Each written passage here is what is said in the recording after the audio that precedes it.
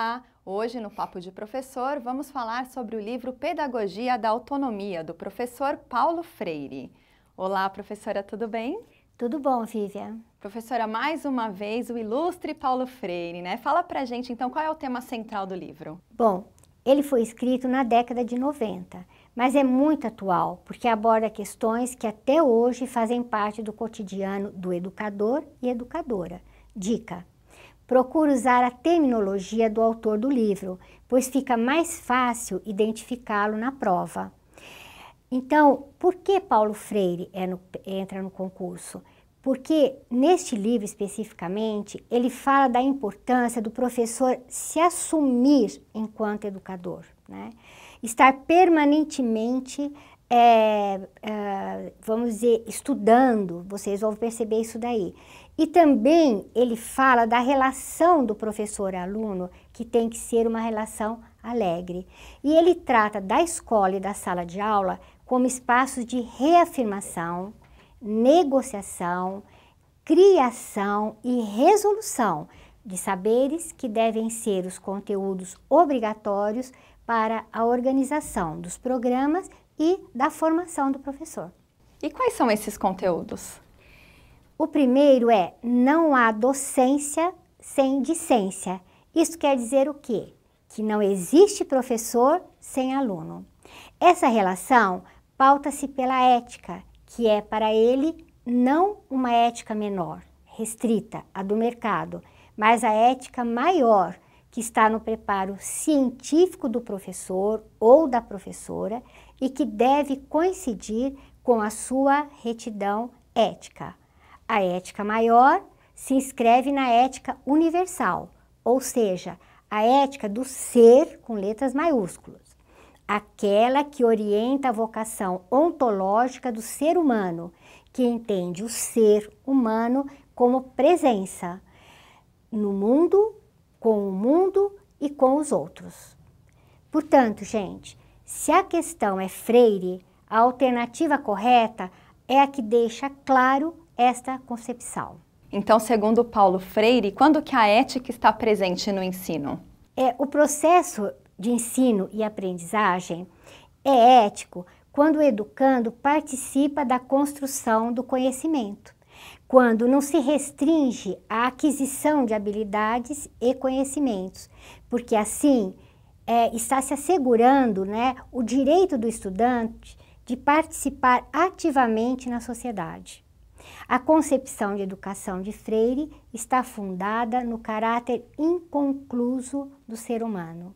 O homem não nasce homem, ele se forma homem pela educação. Por isso, educação é formação, é processo de conhecimento, de ensino e gesta-se na história, ou seja, treinar não é educar. Os conteúdos precisam ser compreendidos durante a prática formadora. Para isso, é preciso que o professor se assuma como sujeito da produção do saber e se convença de que ensinar não é transferir conhecimentos, mas criar as possibilidades para a construção ou produção do saber. Professor e aluno não são objetos, mas sujeitos da sua formação, e ambos estão aprendendo e ensinando permanentemente. Professora, acho que é importante a gente falar um pouco mais sobre a questão da formação. Resume pra gente um pouquinho. Bom, eu vou usar uma frase do livro que eu acho que dá conta do assunto. Quem forma, se forma e reforma ao formar. E quem é formado, forma-se e forma ao ser formado. Esta é uma concepção central no livro. Ensinar não é transmitir conhecimentos, conteúdos, assim como formar não é ação pela qual o sujeito criador dá forma a um corpo indeciso e acomodado. Quem ensina, aprende ao ensinar, e quem aprende, ensina ao aprender. Essa concepção parte do princípio de que nós, os seres humanos, somos históricos e inacabados, e que nossa inteligência se funda no processo de conhecer e também de que ensinar inexiste sem aprender e vice-versa. Este é um ótimo assunto para a prova. Professora, então para Paulo Freire não existe a transferência do conhecimento, é isso? Não.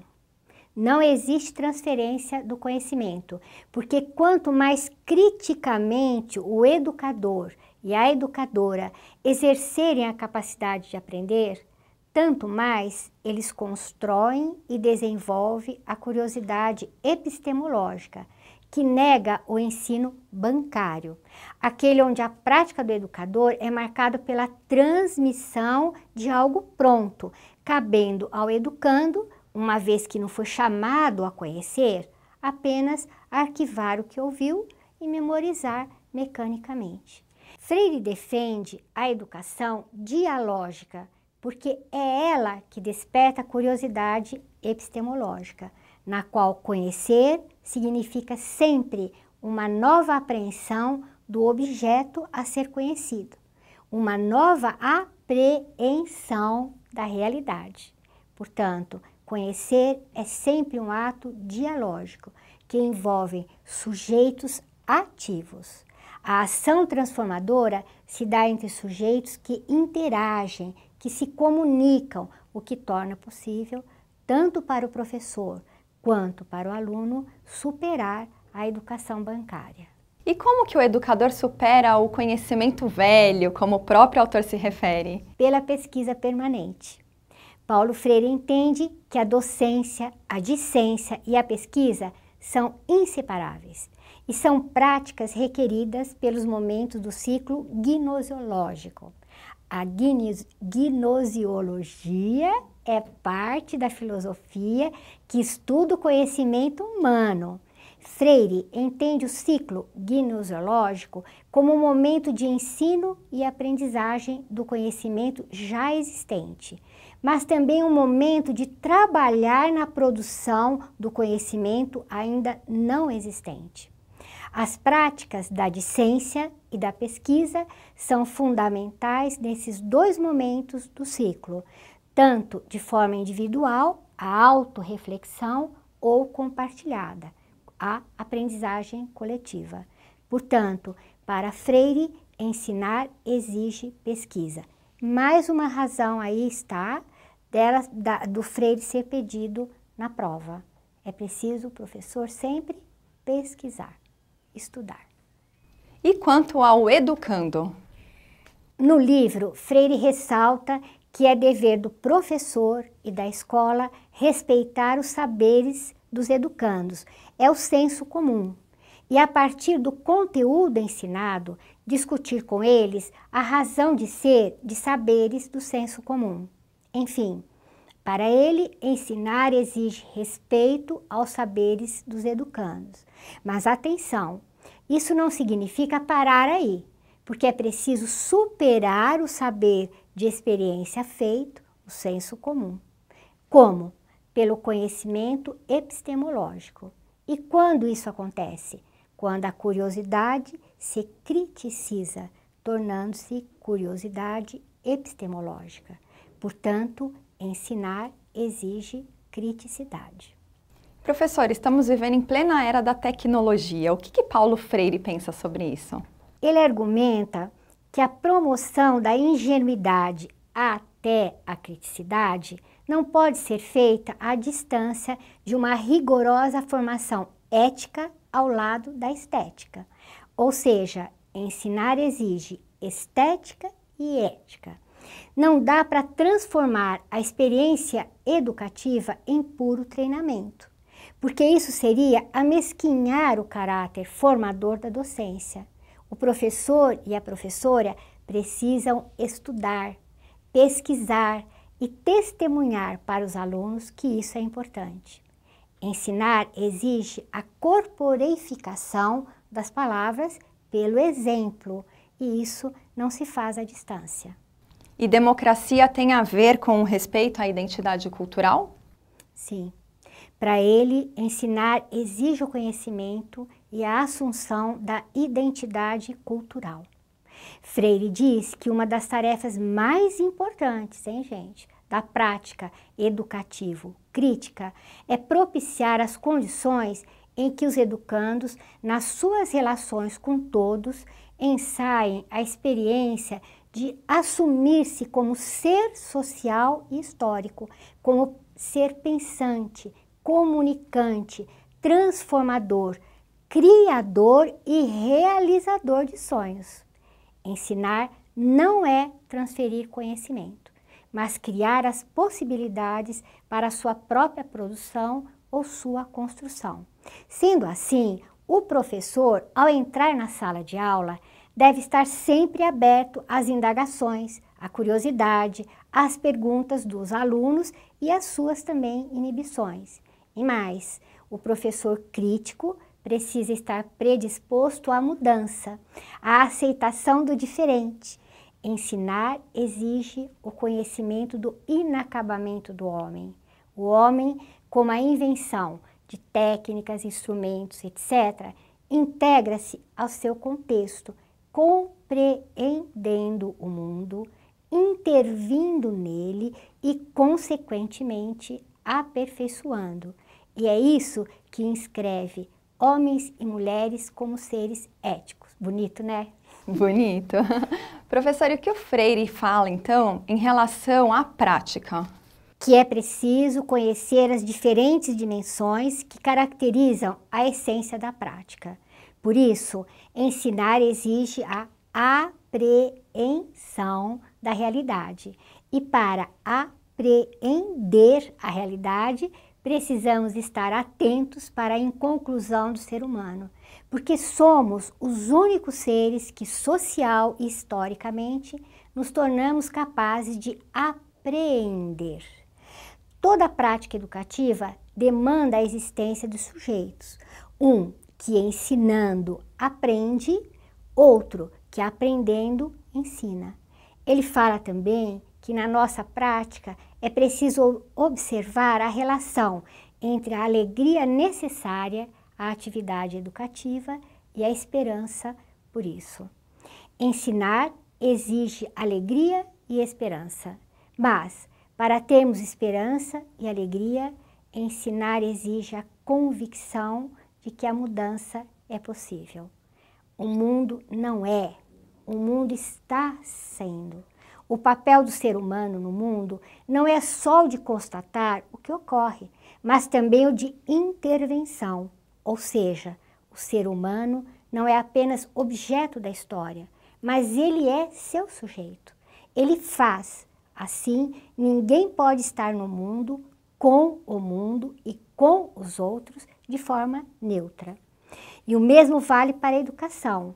Ela não é neutra. Por isso, ensinar exige compreender que a educação é uma forma de intervenção no mundo. E quanto à competência do professor?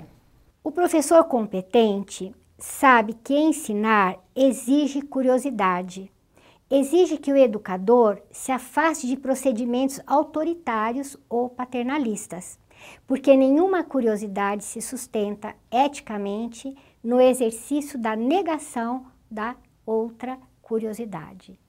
E porque ensinar é uma especificidade humana, ensinar exige segurança, competência profissional e generosidade. O professor que não leva a sério sua formação, que não estuda, que não se esforça por estar à altura de sua tarefa, não tem força moral para coordenar as atividades de sua classe. Além disso, ensinar exige segurança, competência profissional e generosidade.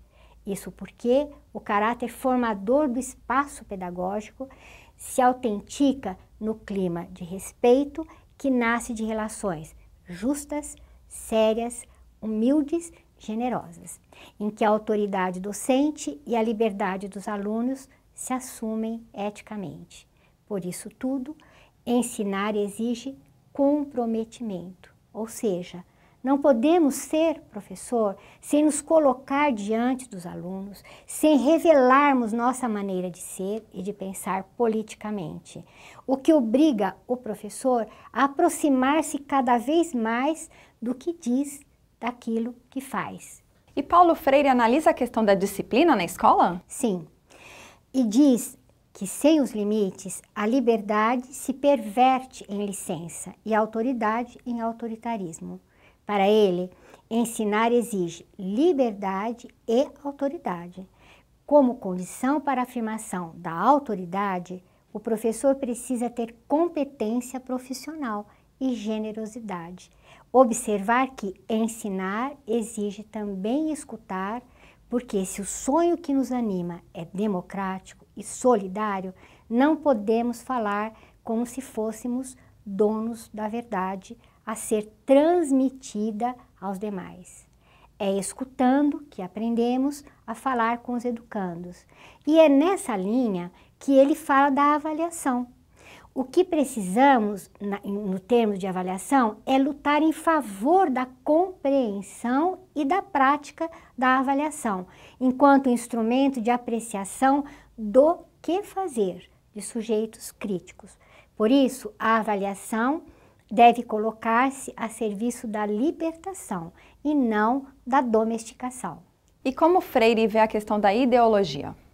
Para ele, um dos saberes fundamentais é o que diz respeito à força da ideologia, uma vez que a ideologia tem a ver diretamente com a ocultação dos fatos, ao mesmo tempo em que nos torna míopes, levando muitos de nós a aceitar docilmente o discurso fatalista neoliberal.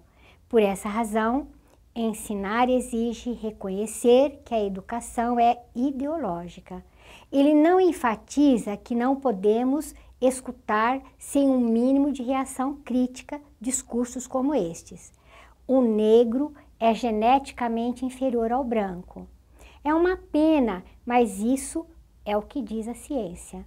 Ou, em defesa de sua honra, o marido matou a mulher. Precisamos recusar posições dogmáticas em que nos admitimos como sendo donos da verdade. Professor, e qual o último ensinamento de Paulo Freire nesse livro? É aquele que afirma: ensinar exige querer bem aos educandos, o que não significa que porque sou professor, sou obrigada a querer bem. Na verdade, o que o professor precisa fazer é descartar como falsa a separação entre seriedade docente e afetividade, porque a atividade docente, de que a discente não se separa, é uma experiência alegre por natureza. Bom, Vivian, nós chegamos ao final do nosso encontro de hoje, né? E eu espero que a boniteza das palavras do mestre tenha trazido alegria para todos, nessa época de tanta desconsideração pelo nosso ofício e, consequentemente, pelos educandos. Um abraço afetuoso para todos. Professora, eu que agradeço a sua participação. Obrigada, Vivian. Gostaram? No próximo encontro, a professora Maria Cláudia vai falar sobre o livro da Terezinha Rios, Ética e Competência. E o programa de hoje fica por aqui. Você também pode mandar suas dúvidas ou sugestões de temas para o e-mail formação@cpp.org.br. Até o próximo programa!